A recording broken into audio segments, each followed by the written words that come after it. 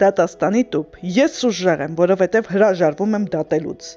Մի դատեք, որ չդատվեք, որովհետև ինչ դատաստանով որ դատում եք, նրանով պիտի դատվեք, եւ ինչ չափով որ չափում եք, նրանով կչափվի ձեզ։ Մատթեոս 7:1-2 խոսքեր։ Շատերիս է դուր գալիս, երբ իրերը կոկիկ տուփերում են։ Մենք ավելի հանգիստ ենք, երբ գիտենք, թե ինչ է դրված ամեն բաժնում։ Եթե չենք կարողանում ինչ-որ բան կամ ինչ-որ մեկին հարմարացնել մեր տուփերում,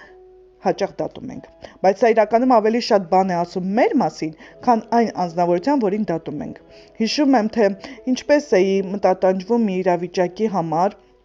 որում հայտնվել էի, երբ ընդամենը մի քանի տարվա քրիստոնյա էի։ Քրիստոնյա մի զույգ բացահայտորեն վկայում էր, թե ինչպես է Աստված միացրել իրենց ամուսնության կապով։ Մենք նրանց հետ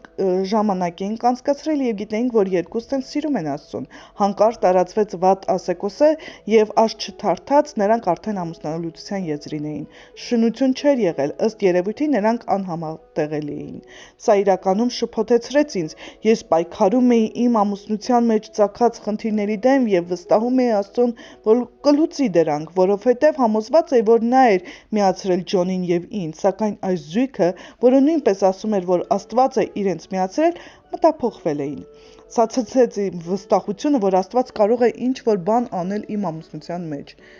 Ես հարկադրված եղա գտնել ինչ-որ թերություն այս զույգի մեջ։ Եթե կարողանայի որակազրկել նրանց, կկարողանայի խցկել տուփի մեջ։ Ներքին տագնապս հայտնեցի վստահելի խորհրդատուի, եւ նա ասաց. «Դա բարդ իրավիճակ է, ուրախ եմ, որ ես չպետք է դատեմ այն»։ Անմիջապես զգացի, որ իրավիճակի ծանրություն ընկավ ուսերից։ Նրա պարզ խոսքերը ազատեցին ինձ բեռից։ Նա ճիշտ էր, ես թույլ էի տվել սատանային դրդել ինձ դատելու ուրիշներին, եւ դա կասկածի տակ էր դրել Աստծո հավատարմությունը։ Ես չափում էի իմ ամուսնությունը նրանց ամուսնությամբ եւ սահմանափակում Աստծուն նրանով, ինչ կարծում էի, որ նա չէր արել նրանց համար։ Ես